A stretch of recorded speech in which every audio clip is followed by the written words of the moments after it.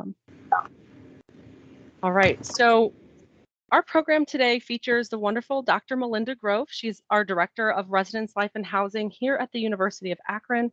My name is Anna Ball, and I will serve as your facilitator this evening. I am the Assistant Director of the Student Support and Advocacy Office here at the University of Akron, and we are called Zip Assist.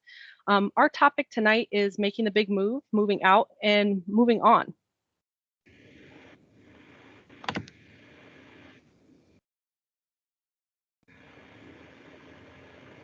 So you may have been wondering what the PFA stands for. So that does stand for the Parent and Family Association.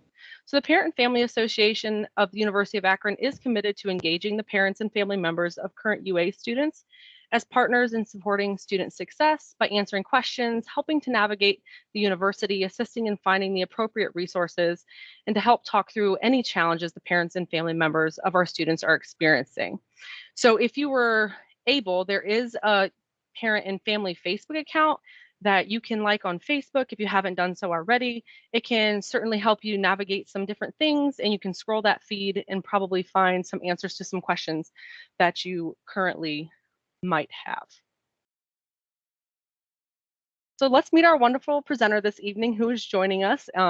Thank you. This is our wonderful Dr. Melinda Grove. She is our Director of Residence Life and Housing. She has over 25 years of experience in residence life and housing. 19 of those years have been spent here at the University of Akron, and 6 of those years has been in the role of director. So thank you, Dr. Grove, for taking your time to join us this evening and to talk to our parents and families about the move-in process.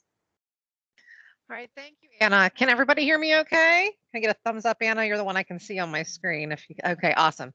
All right, we have some time this evening to go over and get ready to have your students move on to campus. So some of the things we're going to be talking about is our overall move-in process, what to bring to campus, what to leave at home, some packing tips, what to expect on your move-in day, and then some transition information about how to transition your student into living on campus.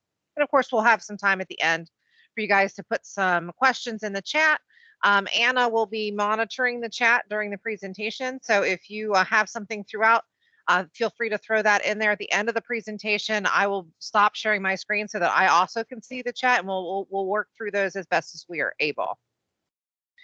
All right, so some things that you and your student should already know. So at this point, your student should have received their building and room assignment unless they submitted their housing contract sometime today. They have been assigned to a room.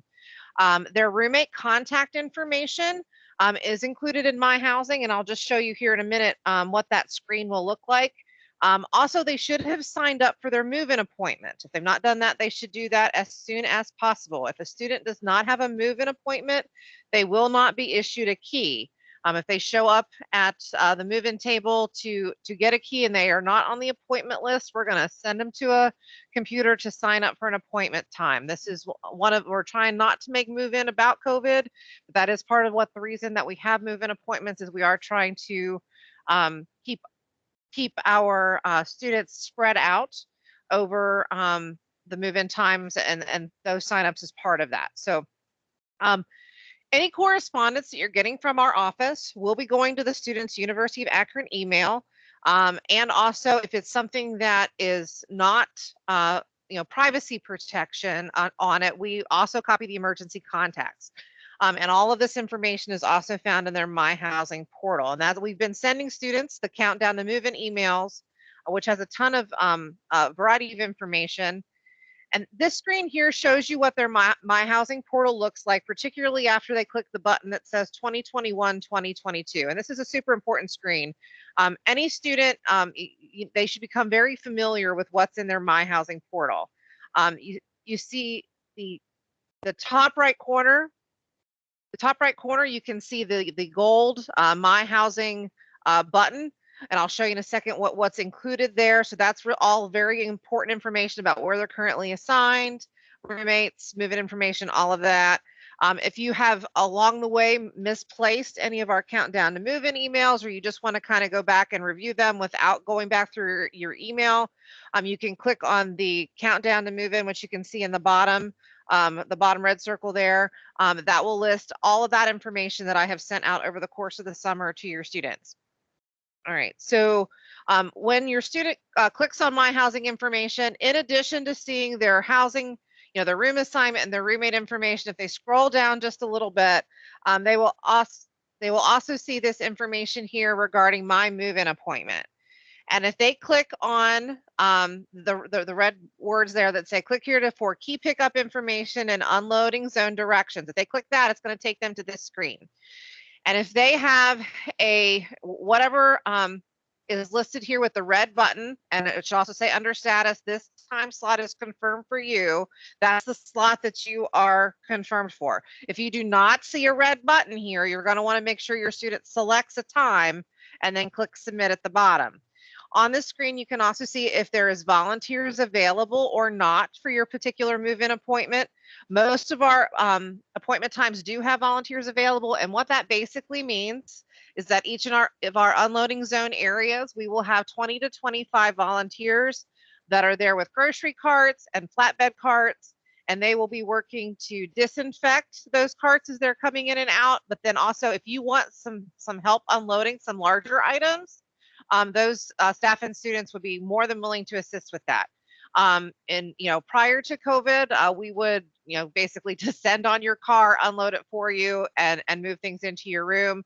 We're still not sure that that's safe, or that students and families might want us touching their belongings. So it is going to be on the student and families to approach us and ask for that help. But we would be happy to give that. And again, we have some smaller numbers there that are assisting. Even if it says volunteers not available, there will still be grocery carts and flatbed carts available. You just might want to bring some of your own disinfecting wipes to wipe those down before you use them. The key pickup location, well, first I'll start with the unloading zone. So the unloading zone directions will have this very, very specific GPS directions. And yes, it is latitude and longitude there, and not a specific street address. Just copy that latitude and longitude into your phone's GPS, and it will get you exactly to the entrance of the parking lot that you need to get to. So I'm literally going to Google and clicking on the entrance to that parking lot, so that you're not looking around when you get to campus saying, am I in the right place? You'll know that you're exactly where you need to be. And then the key pickup location is where your student will go to pick up their key. And I'll talk more about that in a minute, and kind of how that process will go once they arrive on campus. Let's switch gears a little bit and talk about what they should bring. First of all, I would encourage students to pack light. One of our Countdown to Move-In emails does have a nod to minimalism and an article there on how to go minimalist in college. This really is an opportunity to not bring everything but the kitchen sink, but to really think and consider, what do you actually need to bring onto campus? Some things that are kind of must-haves. Students, all of our beds are extra long twin.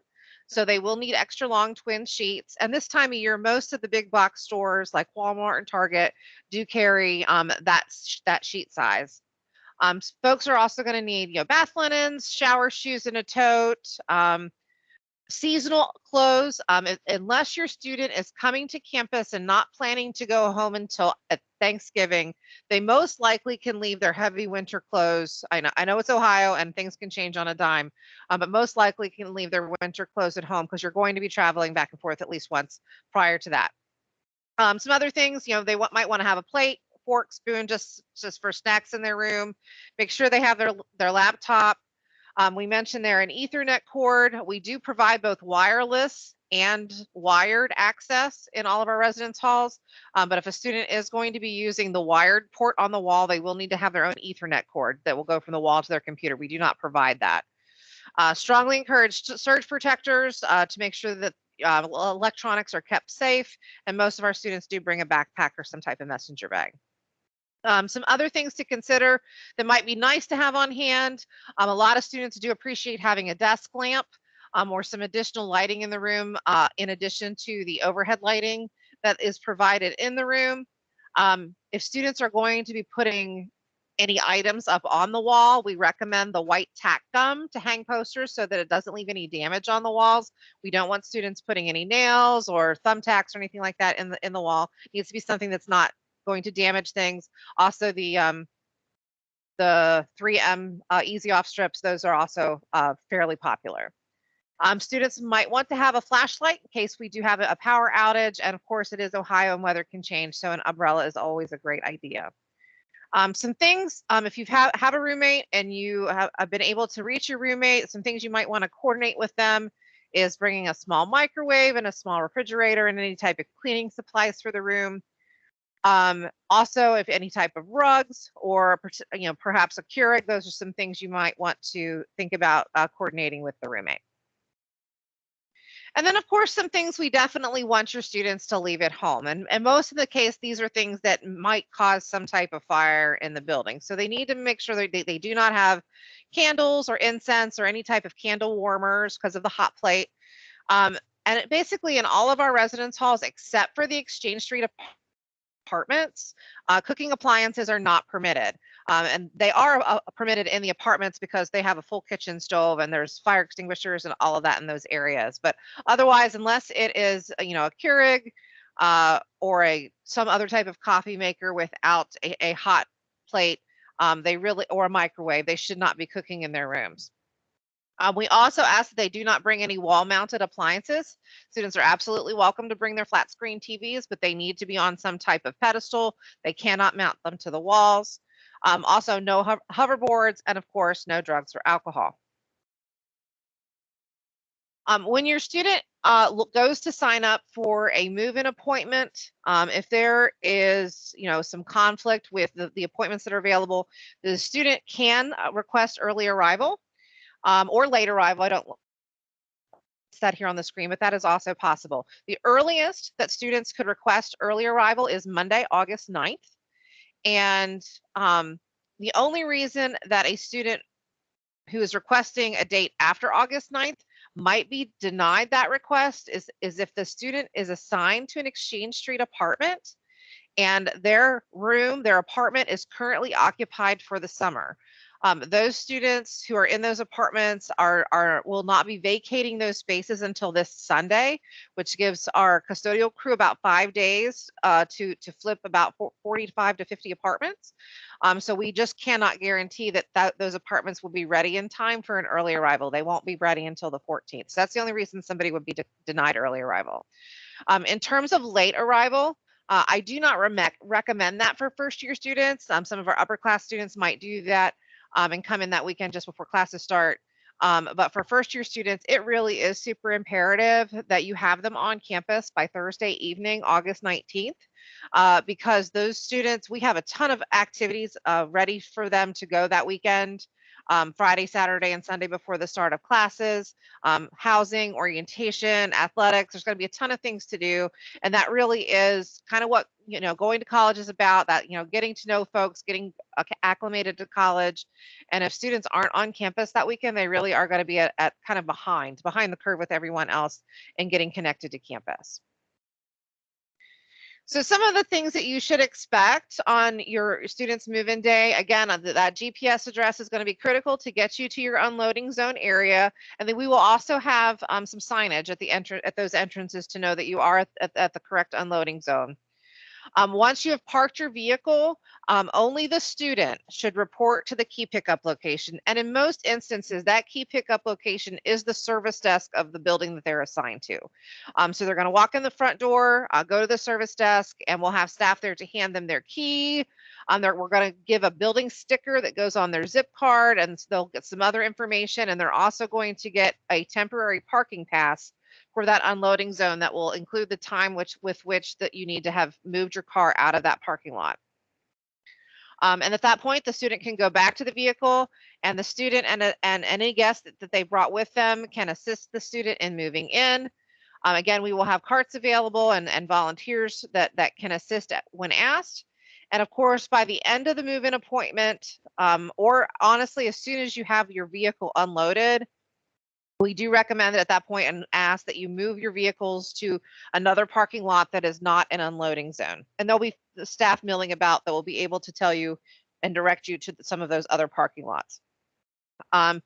Your families that are here on campus, you do not have to leave campus at that point at the end of the move-in appointment. If you want to stick around and help your student set up their room, that's completely fine. A lot of families at this point will do that second run out to Walmart or Target for things they might want or have forgotten. That's completely okay. But just remember on that, quote unquote, second run back into the room that you're not parking in the unloading zone. You'll need to park in some other parking lot and walk those items in. All right, so switching gears just a little bit and talking about your student and some of the things that they might experience over the first couple weeks of the semester. It's not uncommon for students to experience some level of homesickness. For some, it will appear quickly within the first night or two of them being on campus. For some, it might be a week or two in. There is lots of resources on campus, our counseling services, as well as, always direct your student to their resident assistant. Our resident assistants are a wealth of information. They're trained in a ton of campus resources, how to manage things, and they also put on programming in the building. So if your student's not feeling connected, because normally that's really the heart of the homesickness piece of things, is they've not really felt at home in their new home yet. And a big piece of that is making sure that they're making friends and going out to programs and getting involved in activities. So really encourage them to do that and connect them with their RA, because their RA can plug them into those types of things. Also, by about the middle to late September, sometimes if your student has a roommate, we call that the honeymoon period, and sometimes that period comes to a screeching halt with some roommates. Our RAs are trained to do mediation with our students and try to help them work through some of those issues. This might be the first time some students have managed that level of interpersonal conflict, and they're trained to help them through that. That being said, we have a very liberal room change policy. After the first week of class, once we know everybody is here, those room change requests will continue to be processed for the rest of the year. So if a student wants to move and we have a place to move them, we will facilitate that room change. The thing that we will not do is if you call our office and say, I want you to move my roommate out. That's not something that we will do. We will, in those situations, we will help you mediate it, or if you personally would like to move, we would be happy to make that happen. And then kind of at that same time in the semester, it kind of comes to all of it head at once. So don't be surprised if early October your students are calling home a little bit extra stressed out. Again, they're dealing with homesickness, they're dealing with roommate issues at that point potentially, and this also might be the time that they're starting to struggle in some of their classes. Right around midterm or right before midterm, and we have a whole host of resources available through our Zip Assist office to help with these types of issues. So I'm going to throw it back to Anna to talk just a little bit more about what Zip Assist can do in those situations, and then we'll wrap back up with questions regarding housing. Awesome. Thanks, Dr. Grove. That was really awesome. So as Dr. Grove said, we do have a student support and advocacy office here at the University of Akron. We are called Zip Assist. We are super unique in the type of resources that we can provide to our students of the University of Akron. So we are intentionally designed to share available resources and provide support and assistance to help students persist in their academic pursuits at the university. So what does that mean really? So Zip Assist is here to help in truly every facet of your students' experience. You can see our link on the screen in front of you, uakron.edu/Zip Assist, or in the chat feature. When I responded to a question, I did put one of our other links, which is uakron.edu/referral. So on the left side of your screen, under services, where it does say help a Zip referrals, that would be the best way to contact us. So our help a Zip referrals, anyone can fill that referral out. You can fill that referral out on behalf of someone. You could fill it out on behalf of yourself. Our referrals get broken down into categories: personal and social, other, academic, and tuition emergency financial assistance. So we do provide a number of services on top of the webinar that you're currently attending. With our connection to our Parent and Family Association, we do have an information desk in Simmons Hall, right across from where your student got their zip card. We do help with any general questions that you or your student might have, and truly we try to direct you into the right path and where to go to get those questions answered, and empower the students to work toward getting those questions answered. So we're here for any type of support and resources, but we're truly here for the students of the University of Akron, and it's a really great office.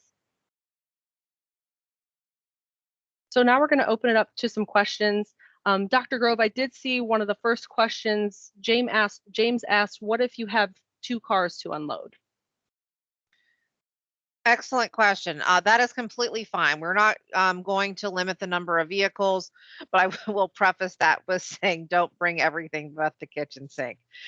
um, the rooms are spacious, but not that spacious. It is not you're not bringing in your entire house or their entire room from home should not be coming with them. I know in the one countdown to move in emails I do mention being a minimalist at the college, as a college student and looking through and considering that. So, yes, two vehicles is fine. A whole U-Haul, probably not necessary. You're probably bringing too much.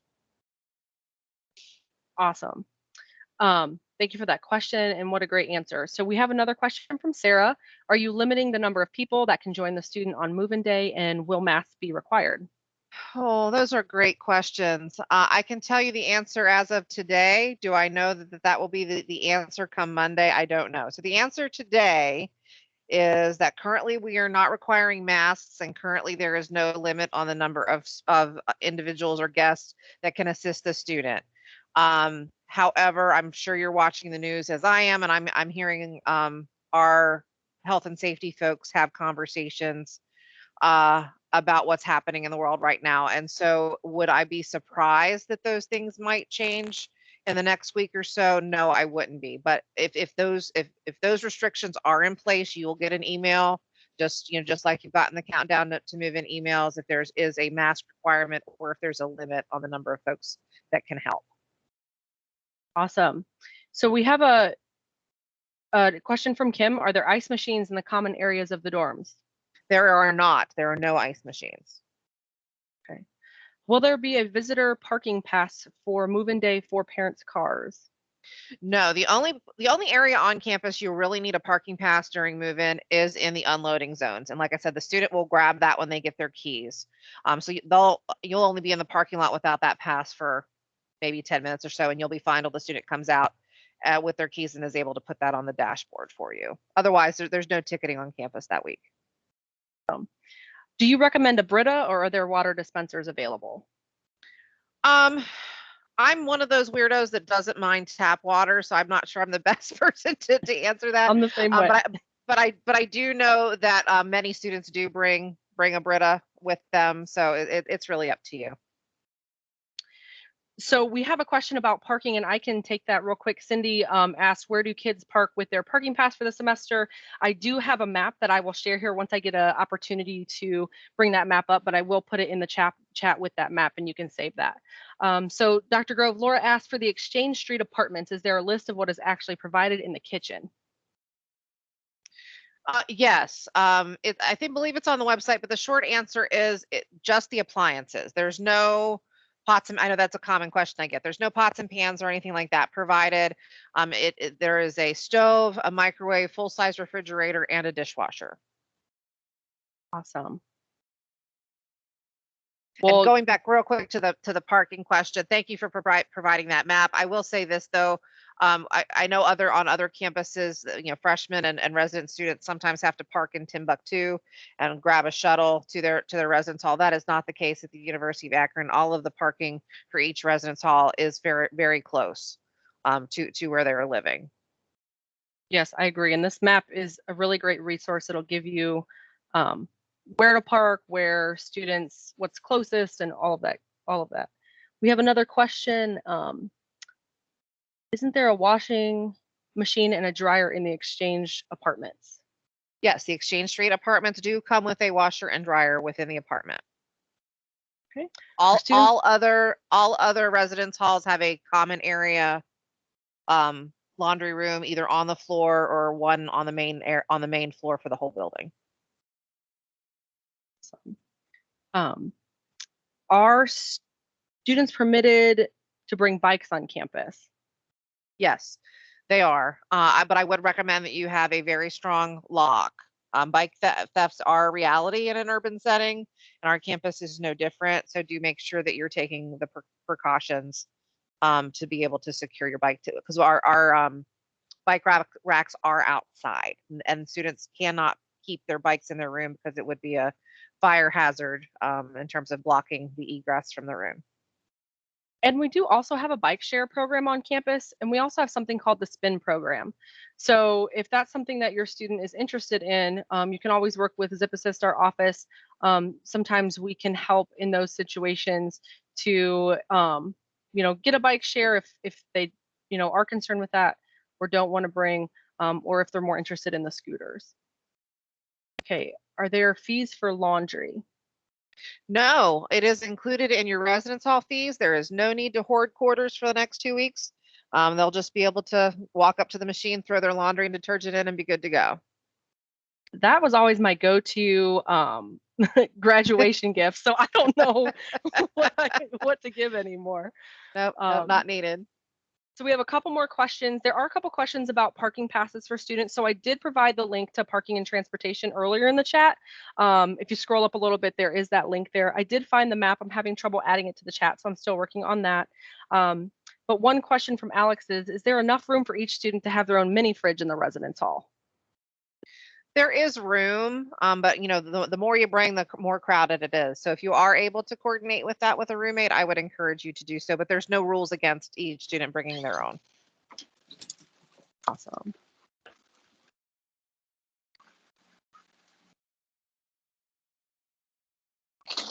Amy asks, I was informed that parking pass was included in fees and tuition, but students need to register for parking pass. Is that correct?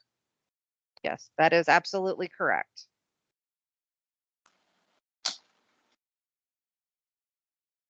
Right. Anything else? And really they're registering their car more so than getting a pass. We don't do paper passes or hard passes anymore that go on the dashboard. They're registering their license plate. And I did just add the best places to park map if you guys wanted to bring that up and save that, bookmark that if you would like. Any other questions for the good of the order?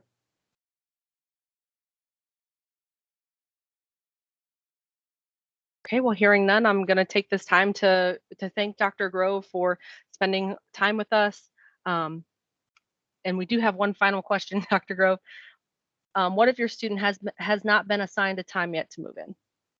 All right, your student actually needs to select their time. So they need to go into the My Housing portal, click on move-in appointments, and they will select the time that they would like. And again, if they do not see a time there that will work with their schedule, if they want to request early arrival or late arrival, that's also in the My Housing portal. And we had one more. Should we bring a vacuum? You can. Each of our service desks do have one vacuum that students can borrow. But sometimes you might be waiting on somebody else who has the vacuum. So it's up to you. Somebody asked, where's the closest Target or Walmart? Oh goodness. I'm not familiar. Yeah, the closest Target is probably Chapel Hill area. And the closest Walmart is either on Graham Road off of Route 8 or Arlington also off of, let's see, that'd be 77 South. You get to one or the other in about 10 minutes at most. Is there carpet or tile in South Hall? Oh, let me think about that for a second. South doubles are completely tile. The South shared singles have carpet in the living area, in the main area. I had to think for a minute. Spicer and South are very similar. For Spicer, there's some carpet when you first come in the door, and then the rest of the room is tiled. So it just depends on the building. Actually, if that's we do have on our website 360-degree videos of all of our residence hall rooms. So if you just you can Google that off our main webpage, just type in 360 videos. It should take you right to it. and you can look at the bird's eye view, you can walk all around, and in the bottom left-hand corner, there's a measurement tool, and you can use that to measure anything you want in the room. So if you want to measure the size of the windows, if you're thinking you might want to bring a curtain rod, or you want to see how far off the ground the bed is, you can measure all of that to get any of that type of information. So we have a couple questions about South Hall. Do they need to bring a shower curtain, and does South Hall have rooms with computers to use? Study rooms. You do not need to bring a shower curtain unless you want something super cute. In that case, feel free. And we do not provide a computer lab in South Hall. Josh asked, are there printers in the dorm? No, we do not have printers in any of the residence halls. Okay, Laura, that parking map is on our website. You do have to do a little digging on the website. It is not at the parking and transportation that I sent you. I think it is in our off-campus living and commuter resources. I will send it again just in hopes that that link will work. Were other people able to navigate to that link? Was it able to show for you? No?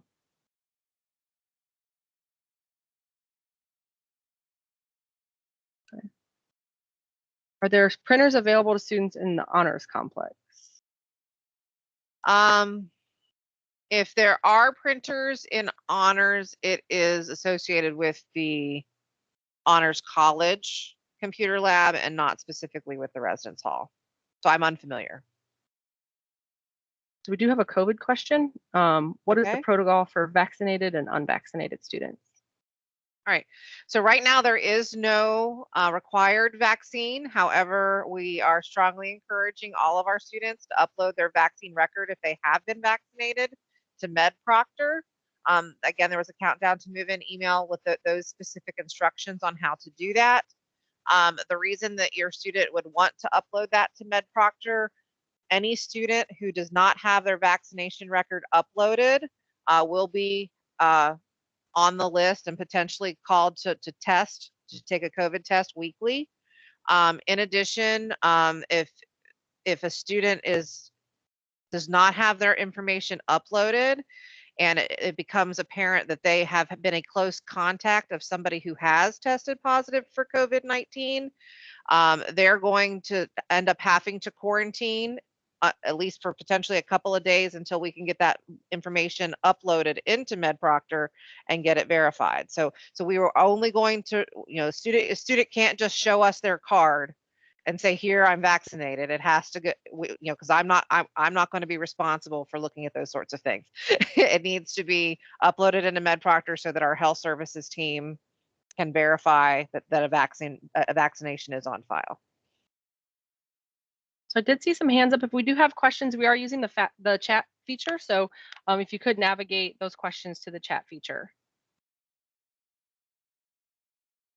Okay. How will the student be quarantined? Sure.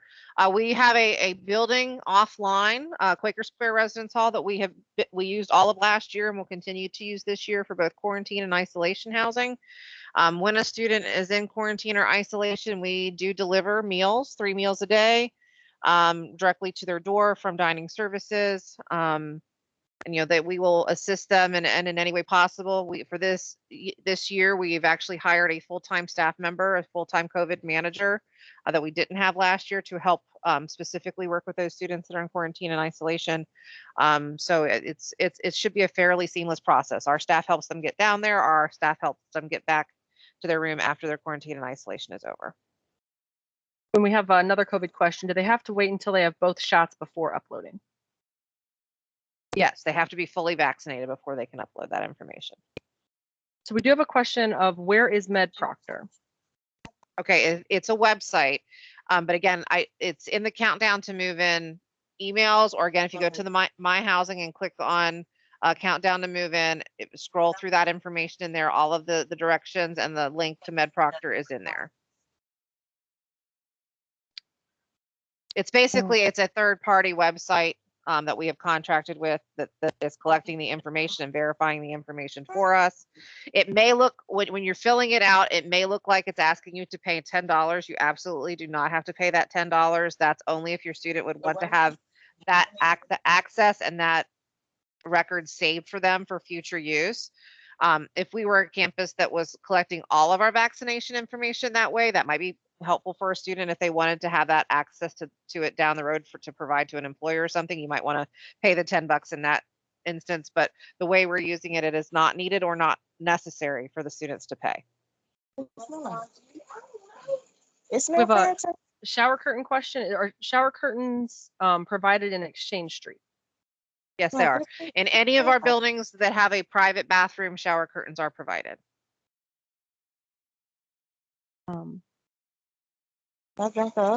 Any other questions that anyone can think of?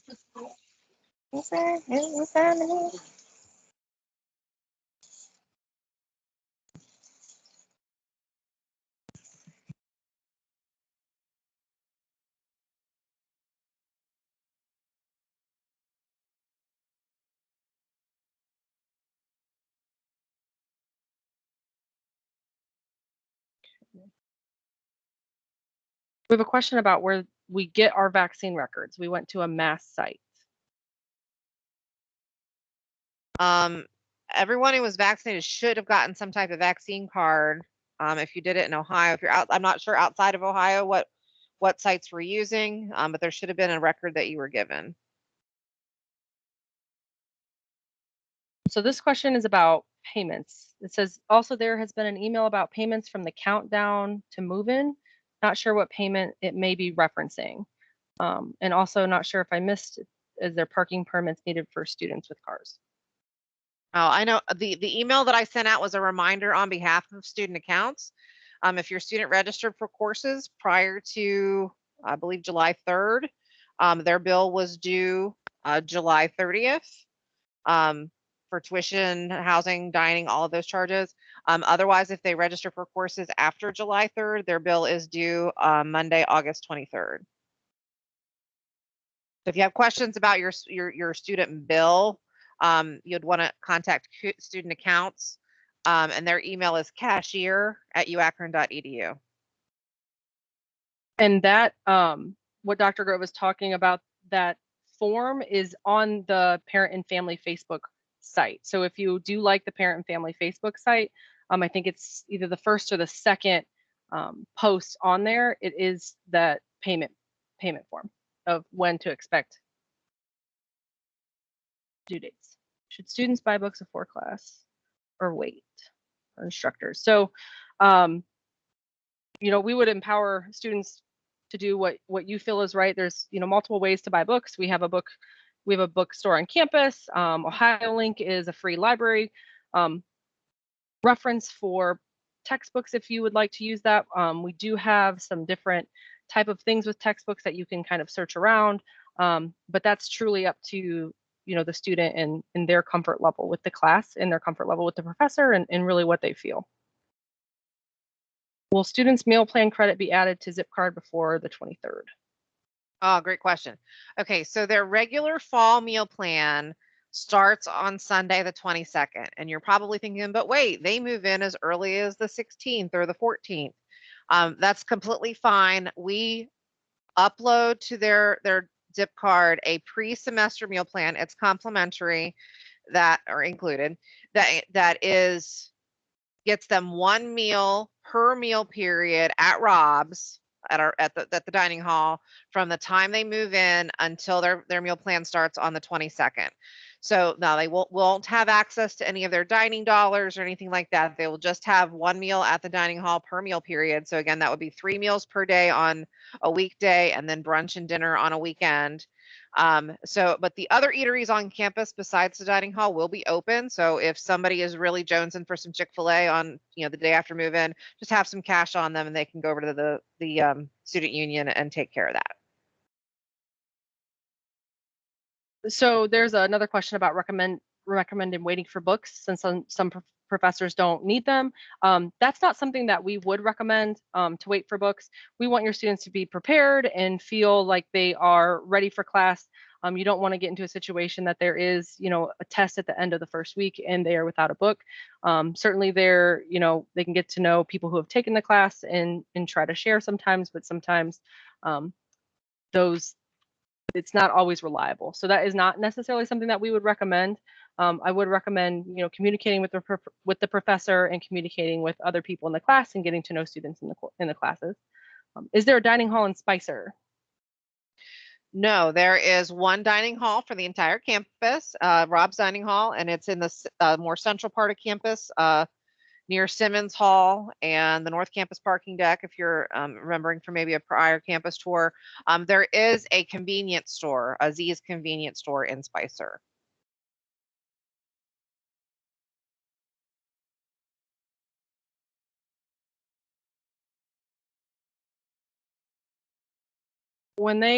If they experience quarantine, will professors work with students so they don't miss class or assignments? Yes, generally speaking, yes, but that's something they're going to need to work with their professors on. It will be a little bit of a new thing, I guess, this semester, with some classes being in person, or I should say most classes being in person as opposed to a hybrid or online. So it might be a little bit more complicated in some cases, but yes, professors will work with them, generally speaking. So the Chick-fil-A and the other vendors do take credit and debit. It is not just cash. Yep, absolutely. So we have another question about which books to buy. So the student can look in their student account, and there is a link to view textbooks in there, and it will take you to an off-site, I think it's Barnes and Noble who it takes you to, and it would have the list of their books there, and you can print that full list.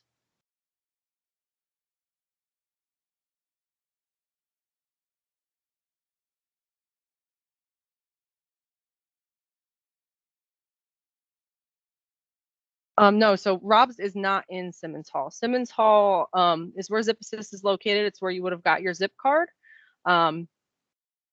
It is on the corner of Buckdale and College. And the dining hall is across the street, directly across the street from the North Campus parking deck. Right, it's right next to Spanton Residence Hall and right across the plaza from Bulger. It's very close to Honors or Ritchie and Sisler. Those are the residence halls that are closest to it. But one thing about our campus is you can get from any point on campus to any other point on campus walking in about 15 minutes. So it might look that it's more of a greater distance to get around than what it is, but you can get anywhere on campus in about 15 minutes. So we have someone saying that their link for their books didn't work. So I would suggest that I'm going to put our referral link in here again, uakron.edu/referral. That is the quickest and easiest way to connect with Zip Assist. Fill out that link and someone will be with you within 24 to 48 hours to help you with that. So I will send that now.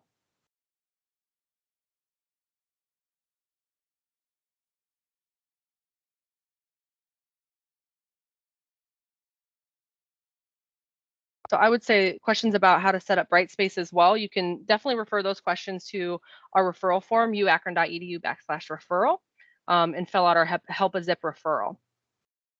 To register the vehicle, if you just scroll up, that is in the chat in our parking and transportation website.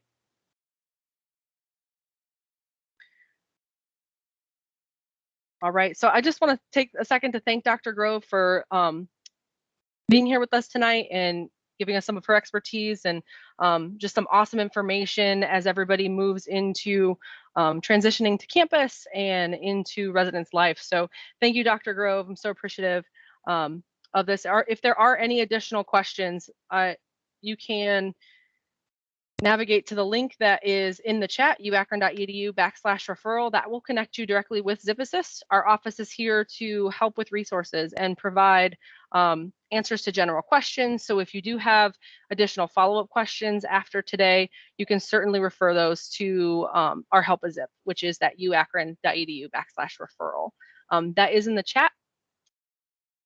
And then I just also thank you, Anna, for having me. I really do appreciate the opportunity to talk to everyone about getting excited for our students to come to campus. I can't wait to meet them all and get to spend some time with them during move-in. I did throw in Our email address there in the chat, that's reslife@uakron.edu. That is our departmental email address, but I'm the one who responds to about 95% of the emails directly that come to that account. So if you're trying to get a hold of me, that is the best and fastest way to probably do so. So any questions that went unanswered this evening specifically about housing can go to ResLife.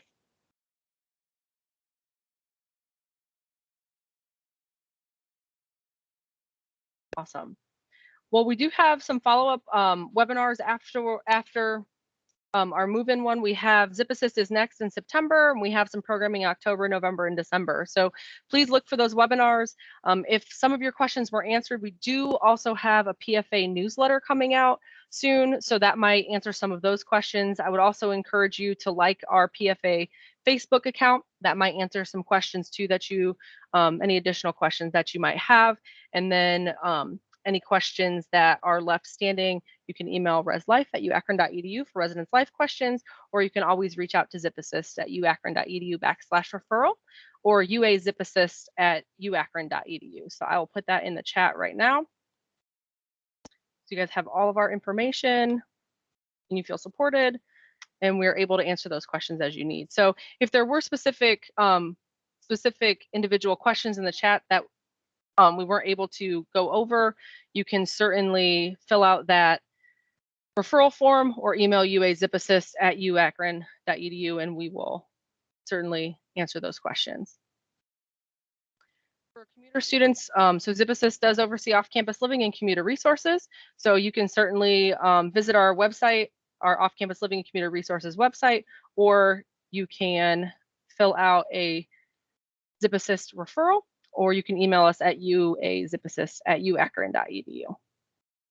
And if your student had completed a housing application, you're going to want to make sure that they go into their My Housing and cancel their fall housing application so that they're not the charge can be reversed.